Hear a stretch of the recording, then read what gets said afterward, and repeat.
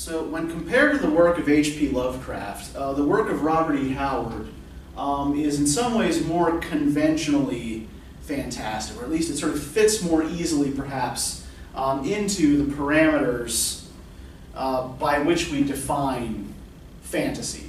A sort of, distant past setting, magic, sword-wielding heroes, a sort of resemblance to myth and medieval romance. But Howard is sort of the progenitor of a particular kind of fantasy, a kind of particular subspecies that we often call sword and sorcery. I believe this term was coined by, I think, Michael Moorcock in the 1960s. Now, it's also sometimes called heroic fantasy or epic fantasy.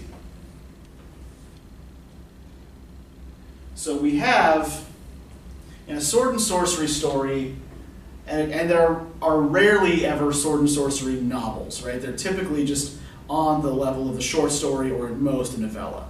They're fairly brief. So we're talking about an adventure story with a linear plot, right? Everything happens in normal chronological order. You don't have a lot of sort of characters going back and reminiscing about past events. You don't have something like in the Call of Cthulhu where you have sort of the investigator in the recent past putting together papers of things that happened in his own past, right? You don't have those weird chronological layers. All events simply happen in order. They're set in a pre-industrial, pre-technological world, sometimes sort of medievalish. Conan's world is a little bit more sort of Bronze Age-ish, Iron Age-ish, I guess, but it's not strictly historical.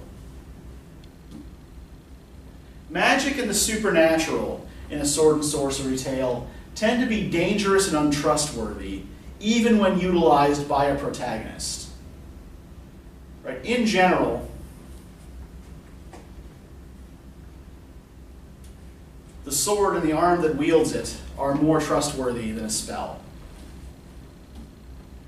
The protagonists also tend to be morally ambiguous. Right? Neither what we would call wholly good or wholly evil, though they do often adhere to their own particular moral code. It's just not one that we recognize. And these are influenced by Westerns and by hard-boiled detective stories, in which protagonists will do, protagonists who are gunfighters or detectives or cowboys or ranch hands will essentially do whatever they have to do to survive in a harsh environment, often dealing with corrupt officialdom. So, to give you an example of sword and sorcery in popular culture, right? There's a heavy metal band called Manowar. I find Manowar a little bit ridiculous personally. They will go up on stage in fur loincloths and breastplates and sing songs about slaying dragons. But yeah, they definitely use a lot of the sword and sorcery imagery in their music. Now, Conan, the character, is evolved from a number of different sources. The first Conan story, The Phoenix on the Sword, appears in Weird Tales on December 1932. 17 more Conan stories will appear in the pages of Weird Tales over the following 4 years. The final Conan story, Red Nails, appears after Howard's suicide in 1936 in 3 installments. Right. Usually these stories did appear not all at once, but in installments. And to give you an example of what some of these Weird Tales covers look like, some of that sort of lurid depictions of sexuality that we discussed when we talked about Lovecraft last time. Conan stories frequently made the cover. So I'm going to show you some of the covers that Margaret Brundage and other artists designed for Conan stories. So this is the cover featuring the Conan story, A Witch is Born. For Black Colossus. For the Queen of the Black Coast, this somehow got flipped reverse and I couldn't figure out how to flip it back. Not that PowerPoint savvy. For the Devil in Irons. For the Hour of the Dragon. For Red Nails. And for, what is the Shadow something? Is it in this book? I can't read the... Alright, well, but you get the point. So, what we see here, right, these covers are clearly designed to attract a young male readership, right? We have women in various states of undress. In 3 of these covers, we have suggestions of lesbianism. Muscular man either saving, or in this case being saved, by a scantily clad young woman. Right, and these are pretty typical of Weird Tales covers and contents. This is what pulp art looked like. Now, Conan stories tend to combine elements of 4 earlier Howard creations. The first, probably Howard's first real success as a writer, is with a Puritan swashbuckler from the 17th century called Solomon Kane. The character who's probably most closely related to Conan is a barbarian who becomes king of Atlantis, Kull of Atlantis. And in fact, the Phoenix and the Sword is a rewrite of an unpublished Kull story called By the Sax I Rule. The Pictish chieftain Bran MacMorn and the 11th century Irish swordman Turlo Dubh O'Brien. Now, one thing that you may notice links several of these characters together is a sort of Celtic background. Howard, on relatively thin evidence, imagined his own line of descent as primarily Irish and really kind of affected an Irish-American attitude. And so his heroes often reflect his perception of his own Irish, his own, I guess, hibernophilia, you'd call it. Now, as far as Howard's influences are concerned in the creation of Conan, and more specifically in the creation of Conan's world, right? He was heavily influenced by late Victorian history and anthropology. So books like G.F. Scott Eliot's The Romance of Early British Life, P.W. Joyce's Story of Ancient Irish Civilization, and E.A. Allen's The Prehistoric World. The Atlantis myth is part of the basis for Howard's whole mythos.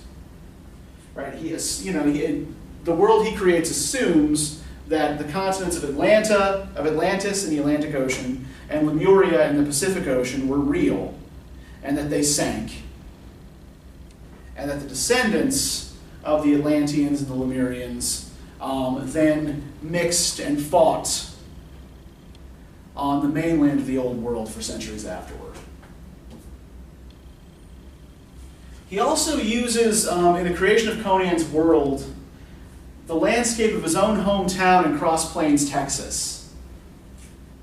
A gloomier land never was, he writes in a letter.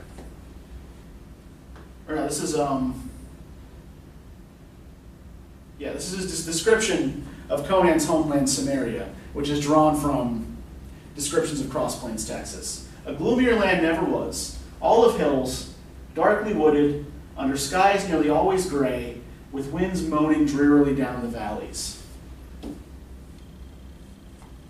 And literary influences include Rudyard Kipling's Raised by Wolves hero Mowgli.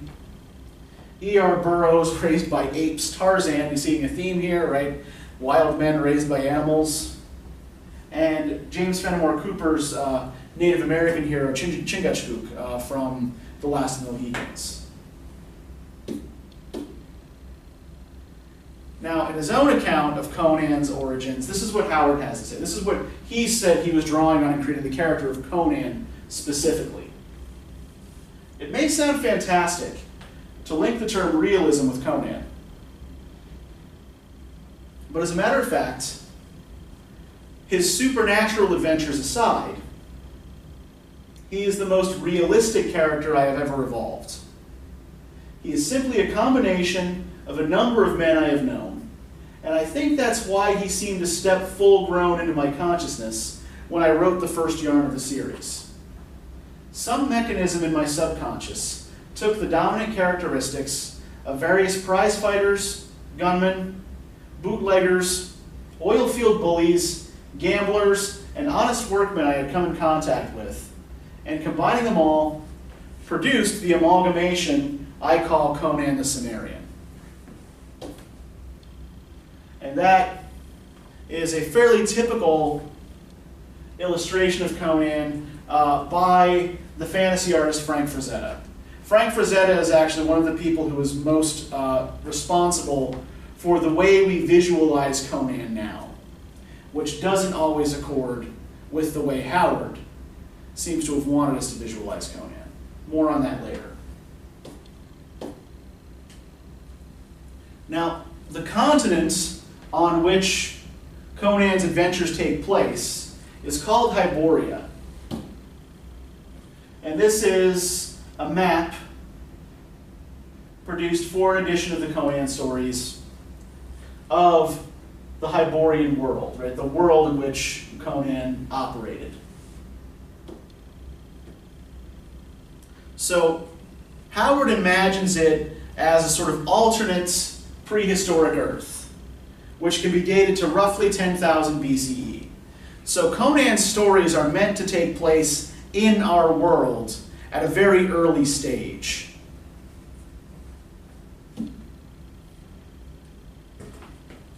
And we have these lines from the beginning of The Phoenix on the Sword. Right? Know, O Prince, that between the years when the oceans drank Atlantis and the gleaming cities, and the years of the rise of the sons of Arius, there was an age undreamed of, when shining kingdoms lay spread across the world like blue mantles beneath the stars. Now, by the rise of the sons of Arius here, what Howard is talking about is the migration of tribes of what would become white people out of Central Asia into Europe and down into India, right? The Aryans were the tribe that conquered India, and their religion became the basis for Hinduism. So what he's talking about here, essentially, are, by sons of Arius, are what we would call Indo-Europeans. So he's placing the Hyborian Age between the fall of one highly civilized phase of human development and a sort of barbaric phase that would give rise to another civilized phase.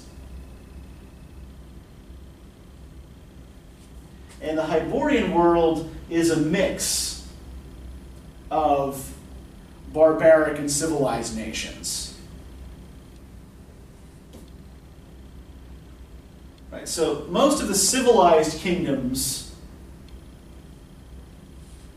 in Hyboria are sort of around the center, while there are barbarian kingdoms, the Picts, the Aesir, the Vanir, the Cimmerians, all around the periphery.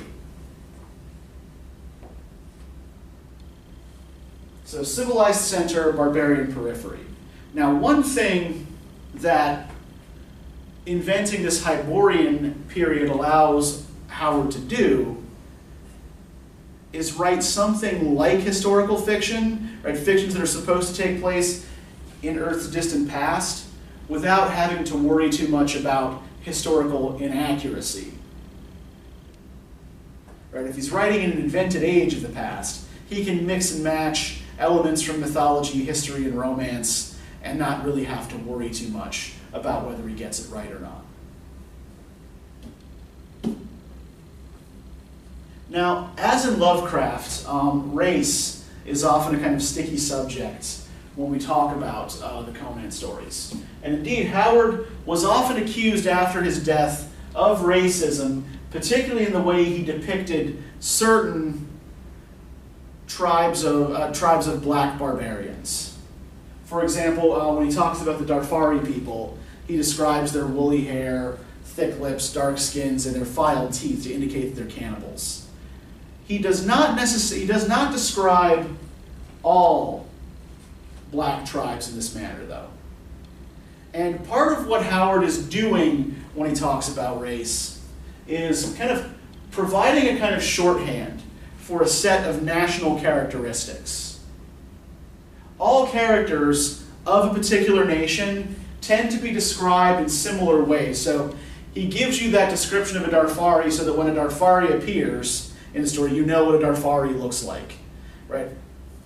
He describes the Aesir and the Vanir as looking a particular way, so that you know when they pop up in the stories what they're supposed to look like. Conan is an example of what a Cimmerian is supposed to look like. So he uses race and ethnicity as a kind of visual shorthand.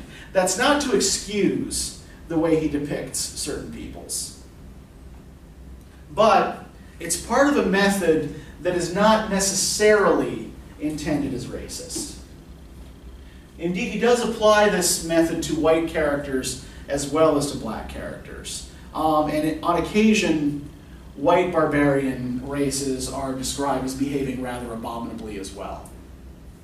For example, when a group of Pictish raiders dismember some Aquilonian settlers in one of the later Conan stories. So to give you an example of how this operates, right? There's this passage early in the Tower of the Elephant where Conan is in a tavern in Zamora. Native rogues were the dominant element, dark-skinned, dark-eyed Zamorians with daggers at their girdles and guile in their hearts, right? So on the one hand, we have a set of physical characteristics associated with the Zamorians, dark-haired, dark-eyed, as well as a set of personality traits, right? They're all lying thieves. But there were wolves of a half-dozen outland nations there as well. There was a Hyborian renegade, taciturn and dangerous, with a broadsword strapped to his great gaunt frame. There was a Shemitish counterfeiter, with his hooked nose and curled blue-black beard. There was a bold-eyed Brythunian wench, sitting on the knee of a tawny-haired Gunderman. And the fat, gross rogue whose bawdy jests were causing all the shouts of mirth was a professional kidnapper come up from distant Koth to teach woman-stealing to Zamorians who were born with more knowledge of the art than he could ever attain. So what you get in each of these little thumbnail descriptions is a snapshot of what Howard wants you to see as national characteristics for each of these groups. Now, this would actually make a good place to segue into talking specifically about the body as a physical object in the Conan tales, right? I intimated last time in the reading questions that Conan is described physically in like almost lovingly attentive detail fairly frequently in these stories. Right? Behind an ivory gold inlaid writing table, this is the mature Conan here, as king of Aquilonia, sat a man whose broad shoulders and sun-browned skin seemed out of place among those luxuriant surroundings. He seemed more a part of the sun and winds and high places of the outlands. His slightest movement spoke of steel spring muscles knit to a keen brain. And from the Tower of the Elephant, here we have a description of the young Conan. This person was as much out of place in that den as a gray wolf among mangy rats of the gutters. His cheap tunic could not conceal the hard, rangy lines of his powerful frame, the broad, heavy shoulders, the massive chest, lean waist, and heavy arms. His skin was brown from outland suns, his eyes blue and smoldering. A shock of tousled black hair crowned his broad forehead.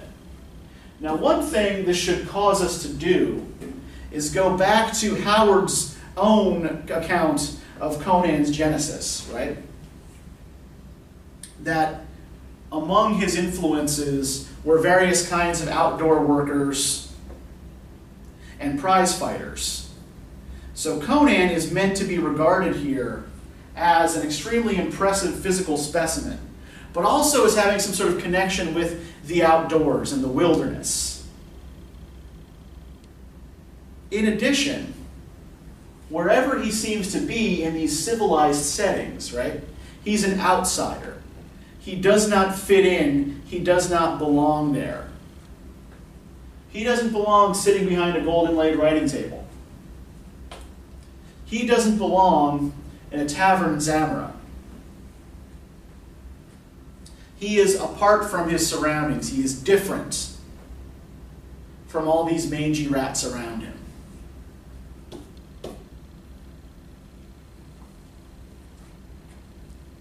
And I think this is in part due to the basic dichotomy that animates most of these stories, this struggle between civilization and barbarism.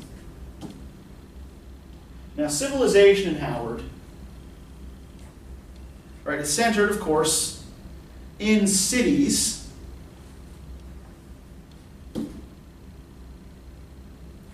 And the inhabitants of these cities frequently resort to magic and sorcery, right? We see, for example, the sorcerer Thothamon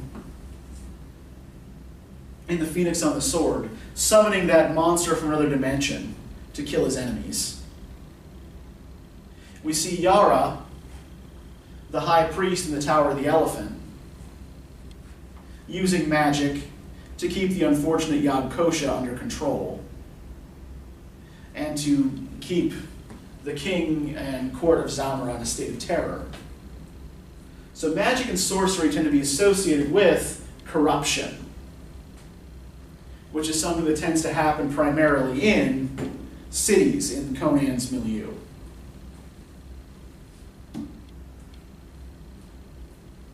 The degree of luxury in civilization is also much greater. There's a sort of decadence that is portrayed in urban environments in the Conan stories. And also, weirdly, a sense of community. Even when they're the villains in these tales, you will see that civilized people in Conan stories tend to operate as units, or they tend to operate in groups, with the exception of perhaps wizards who will often sort of summon extraplanar beings to do their dirty work for them, or will steal power from extraterrestrial beings. But the plotters in Conan, in the Phoenix on the Sword, right? Ascalante, the bandits, Varnado and Dion, the nobleman, Grommel, the captain of the guard, Rinaldo, the poet, right? They attack Conan as a group. They come after him together. And here we have from the end of 1982's film Conan the Barbarian, which has relatively little to do with Robert E. Howard's actual character, Arnold Schwarzenegger, looking unhappy, sitting upon the jeweled, wearing the jeweled crown of Aquilonia upon a troubled brow. Now, barbarism, on the other hand, is situated primarily in the wilderness. Right? This is one of the reasons why Conan is usually depicted as out of place in an urban environment, and why the descriptions of his physicality keep referring back to the outdoors. Strength of arms is what a barbarian puts his trust in, not in magic or sorcery. A barbarian abides by a code of integrity, right? It's not necessarily a moral code of good or evil the way we would understand it, but a barbarian has a kind of honor code in a Howard story that a civilized man necessarily doesn't. The barbarian is accustomed to hardship. Right? When life in Samaria is described as gloomy, depressing, short and violent, right? The gods of the Sumerians don't listen to them, basically leave them on their own. Right? They live a hard life in an unforgiving landscape, not a soft life in a luxurious city. And the barbarian goes it alone most of the time. We see again the phoenix and the sword, right? The conspirators attack Conan as a group. Conan fights them off by himself. And his servants then show up to attend to him afterward. But Conan fights pretty much all of his battles alone. And I think there's a great quote in The Tower of the Elephant that sums up the way Howard thinks about civilization and barbarism. Right? When that Kothian rogue is rude to Conan, right? The narrator tells us, civilized men are more discourteous than savages, because they know they can be impolite without having their skulls split. And here to represent barbarism, we have Bobby the Barbarian from the old Dungeons & Dragons cartoon, which I hope some of you are aware of. I hope I'm not so old that this is lapsed out of cultural memory. Now finally I want to talk about some difficulties inherent in doing studies on Conan. The first is that until relatively recently, given the ephemeral nature of pulp publication, most of the Conan tales were unavailable in their original published form. In the 1960s and 70s, other sword and sorcery writers like L. Sprague de Camp and Lynn Carter published various anthologies of Conan tales, but they often edited them. Sometimes for aesthetic reasons, to replace things they thought were artistic infelicities, sometimes to tone down some of the discourse of race in the stories, sometimes even toning down a bit of the sex and violence. They also added a number of those sort of what I called posthumous collaborations last time, the same sorts of things that people like August Derleth and Donald Wandre did with H.P. Lovecraft's work. Right? They would take unfinished work and develop it into a full story. So if you find a lot of those old paperbacks from the 60s and 70s, they'll often be credited to Robert E. Howard and L. Sprague de Camp, or Robert E. Howard and L. Sprague de Camp and Lynn Carter. Those are not the Conan stories in their original form. These Del Rey editions that were published a few years ago, like the textbook I had you buy, restore the original stories as they appeared, either in Weird Tales or for the unpublished ones, because Farnsworth Wright didn't accept all of them, as they appeared in Howard's manuscripts. And some of this is also a side effect of the lack of respect accorded to pulp material or to pop culture generally in the Academy. It's only relatively recently, say maybe the 1990s, that very many scholars have taken popular culture all that seriously. You know, the idea that there could be anything worth studying in pulp stories about a wandering barbarian would have been laughed at 30 years ago. Pop culture studies are becoming a much bigger thing, though. However, they still haven't quite penetrated the inner sanctum of the academy. You will find that it is sometimes difficult to find reliable scholarly sources on a lot of these texts. A lot of scholarship on them is published by small specialty presses or in relatively small specialty journals.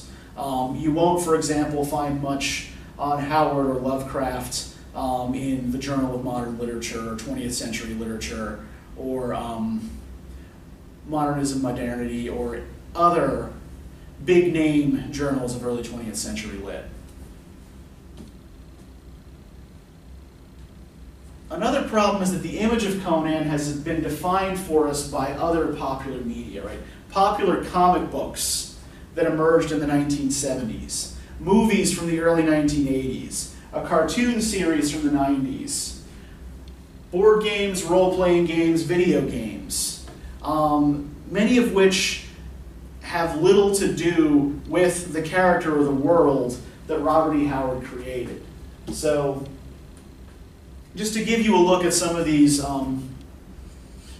pop culture objects, artifacts that Conan is inspired. Here is one of those Conan anthology editions from the 60s and 70s. I think they were published mostly by a science fiction paperback publisher called Ace. I believe some were published by Daw as well. So if you see the Ace and Daw editions, those are the ones that have been heavily edited. Right. The Savage Sword of Conan in the 70s at least tried to, as you can see here, at least tried in some sense to keep the visual spirit of the Weird Tales artwork alive. This is the movie poster for 1982's Conan the Barbarian. The only arguably good movie that's ever been made using the character, but not really an accurate representation of how Howard intended Conan to be. Relationship to Howard's stories is fairly limited. And here we have a screenshot from a recent Conan-themed video game called Conan Exiles. So, a character that was produced for popular culture, for pulp culture, ends up influencing popular culture in ways that carry this character far away from his origins.